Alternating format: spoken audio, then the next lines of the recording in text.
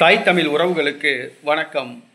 பட்டியல் சமூகத்து பெண் மரணம், உறவினர்களை அனுமதிக்காத திமுக அரசு என்ற தலைப்பில் இந்த காணொளியை நாம் காண்கிறோம்.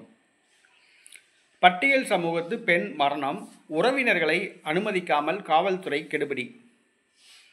வேங்கைவயல் கிராமத்தில் 2 ஆண்டுகளுக்கு முன்பாக குடிநீர் தொட்டியில் மலம் கலக்கப்பட்டது. 2.5 ஆண்டு காலம் கழித்து திமுக காவல்துறை பாதிக்கப்பட்ட மக்களையே குற்றவாளியாக்கியுள்ளது. ஆதிதிராவிட சமூகத்தை சார்ந்த 3 இளைஞர்கள் தான் இந்த குடிநீர் தொட்டியில் மலத்தை கலக்கினார்கள் என்று திமுக அரசு குற்றப்பத்திரிகை தாக்கல் செய்துள்ளது. அந்த 3 பேரில் ஒருவர் காவலர். இந்த 3 பேரும் தலைமறைவாக உள்ளனர்.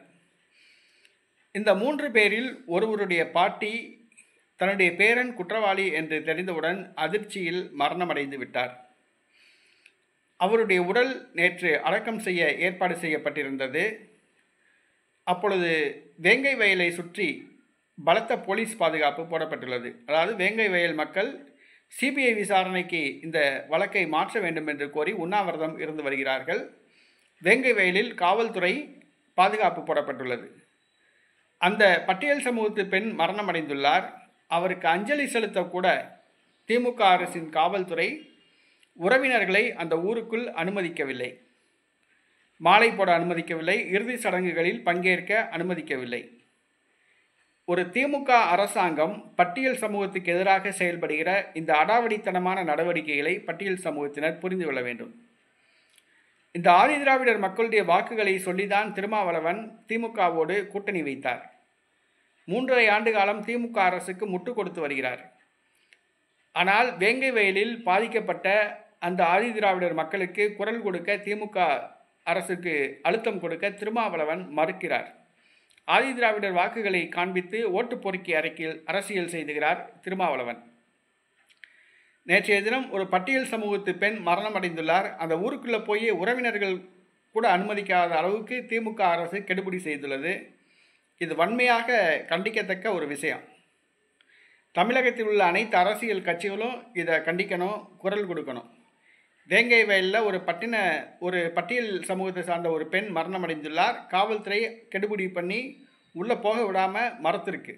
இதுக்கு தமிழகத்தில் உள்ள அரசியல் கட்சி தலைவர்கள் அனைவருமே இதுக்கு எதிர்த்து குரல் கொடுக்கணும். இந்த நாட்டில் ஜனநாயகம் இருக்கா தமிழ்நாட்டில் அப்படிங்கிற ஒரு கேள்வி எழுந்துள்ளது.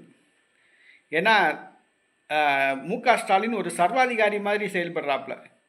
காவல்துறை தன்னுடைய கட்டுப்பாட்டில் இருக்குது அப்படிங்கிறக்காண்டி காவல்துறையை வச்சுக்கிட்டு என்னென்னமோ பண்ணுறாப்புல. ஒரு சாவுக்கு கூட போக விட மாட்டேன்றாப்புல. ரொம்ப ஒரு கேவலமான ஒரு அரசியல், ஒரு ஓட்டு பொறுக்கி அரசியல். திருமாவளவன் ஒரு ஓட்டு பொறுக்கி அரசியல். அவர் சொல்கிறாப்புல, நாங்கள் திமுகவின் தோழமை கட்சி, அதனால் நாங்கள் எதிர்கட்சியாக செயல்பட முடியாது. உங்களை ஒன்றும் எதிர்கட்சியால் ஒன்றும் செயல்பட சொல்லலை. நீ ஆதிதிராவிடர் ஓட்ட சொல்லி தானே அரசியல் நடத்துகிற. அந்த ஆதிதிராவிடர் மக்களுக்கு குரல் கொடுன்னு தான் சொல்கிறோம். ஆதிதிராவிடர் வாக்குகளை காமிச்சு தானே நீ ஓட்டு பொறுக்கி அரசியல் பண்ணுற. அப்போ நீ ஆதிதிராவிடர் மக்களுக்கு குரல் கொடுக்க வேண்டியதானே. நேற்றைய தினம் பட்டியல் சமூகத்தை சார்ந்த ஒரு பெண் மரணமடைந்துள்ளார். காவல்துறை கெடுபிடி பண்ணியிருக்கு. திருமாவளவன் கண்டுக்கவே இல்லை. ரொம்ப வேதனையான விஷயம். பட்டியல் சமூகத்து மக்கள் புரிந்து கொள்ள வேண்டும். இந்த திமுகவுடைய பட்டியல் சமூகத்து மக்களுக்கு எதிரான விரோத போக்கை நம்முடைய பட்டியல் சமூகத்து மக்கள் புரிந்து கொள்ள வேண்டும். ஒரு விரல் புரட்சி மூலம் மாற்றத்தை ஏற்படுத்த வேண்டும். அதுதான் நிரந்தர தீர்வு.